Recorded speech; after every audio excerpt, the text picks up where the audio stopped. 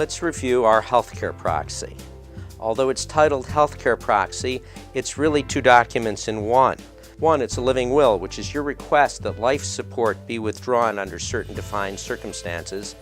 And secondly, it's a healthcare proxy, which authorizes another person to make healthcare decisions for you when you can no longer make them for yourself. Together, and technically, these are called an advance medical directive. Many attorneys would do a separate healthcare proxy and a separate living will. We have combined both into one document because we find often when it's done in two documents, you always have the wrong one with you. With our form, you'll never have the wrong document because you'll have them both with you at all times. Let's go through the formalities and review some of the features of our healthcare proxy. First, you need to delegate an individual as your healthcare proxy. Under New York law, you can only name one person. You can't have dual agents. And so I suggest that you pick somebody who's close to you, who's likely to follow your wishes, and who knows what those wishes are. The document declares that the person you're appointing will have the right to make decisions to apply or undergo or withhold every medical procedure, test, and therapy. The healthcare proxy doesn't take effect until your doctor declares that you're incapable of making your own healthcare decisions. The healthcare proxy states that it supersedes and replaces any other advanced medical directive or healthcare proxy that you've signed. Having said that, it's really important not to sign any more forms at your doctor's office. Rather, make copies of the one that you're signing now, of our form, and give it to your doctor, your primary physician, and any specialist that you see. Do it right now. Ask them to make it part of your medical chart. In the healthcare proxy, the person you are appointing to act on your behalf is called an agent. The healthcare proxy directs that your agent make decisions according to your wishes as stated in the document or otherwise known to him or her. This is your opportunity to tell your healthcare proxy what you want and, equally important, what you don't want. The healthcare proxy authorizes your agent to withdraw life support in defined and specific circumstances. The first is in the event you enter a persistent vegetative state. This is not a coma, it's beyond that. It's a point where there's literally no more brain activity. It's really an end of life. Sure, you could be kept artificially alive on a machine, but this is your request that that doesn't happen. Secondly, and more common, is the circumstance where you're at the end stages of a terminal illness, such as from a respiratory disease, from a neurological disease, a cancer.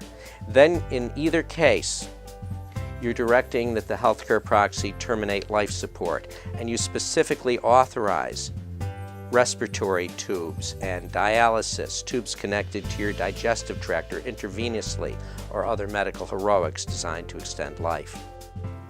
At the top of the second page, and after life support has been withdrawn, there's a request that a do not resuscitate order be added to your medical chart.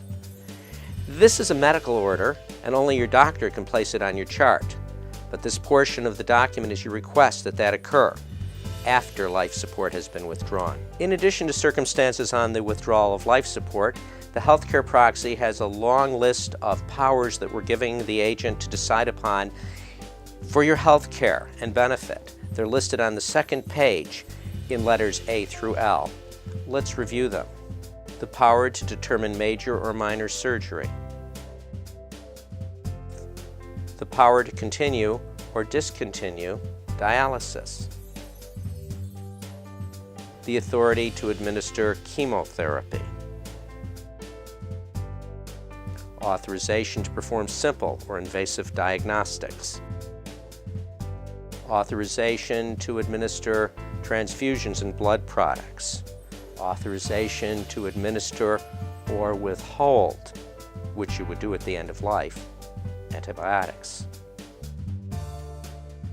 Authorization to decide on psychiatric care and treatment. A direction to engage and place you in physical or rehabilitative or occupational therapy. And then there's paragraph I, which is an advocacy paragraph. It says, to administer pain medications even if they dull consciousness and indirectly shorten my life. Attentive and aggressive efforts to manage pain and other distressing symptoms are desired. This is a request for palliative care, for end-of-life painkillers, morphine, even if it indirectly induces a soporific state and ends your life. There's a request that attentive and aggressive efforts to manage pain and other distressing symptoms be administered. This is what we call today palliative care. There's authorization to make decisions on the administration of medications of every type and nature and however administered. And we've given your agent the power to determine your admission to a hospital, a mental hygiene facility, or a residential facility of any nature, including a nursing home, or a hospital, or a hospice. And then there's a garden variety HIPAA authorization, so your agent may obtain your medical records, including oral medical record.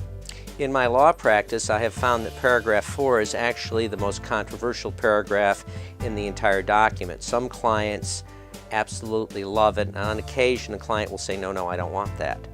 So read it carefully, make up your own mind. If you want it, leave it as it's written, and if you don't, exit out and initial the margin, and have your witnesses initial the margin next to your initials. Paragraph 4 is a wish or an aspiration. It's not a direction. It says, I wish to die at home or in a hospice and not in a hospital. It says, I don't want to go to a hospital unless I can't be cared for at home or in a hospice, and then if hospitalized as soon as possible, I want to be sent back home or to a hospice. The experts on death and dying often advocate that it's less terrifying to die in a familiar setting with familiar sights and sounds and scents around you. If you're at home, maybe even with your kitty cat at your feet. Lastly, there's a paragraph at the end of the healthcare proxy that allows you to revoke the healthcare proxy in any manner. So the door is open even for an oral revocation of the document if you change your mind. If you don't revoke it, it remains in effect indefinitely. And absent evidence of revocation, it's presumed to be valid and binding and in full force and effect. You'll want to initial each page of the healthcare proxy and then date and sign the last page. Above your signature, it will have a place for a date, and where the word at appears, that's not the time that you signed it, it's where you signed it. For example, Rochester, New York. Sign it in the presence of your two witnesses. Have two witnesses sign the document with their address. Keep the original and make copies and distribute one to your agent, if you choose, to your alternate agent, and of course, as we said before, to each of your physicians.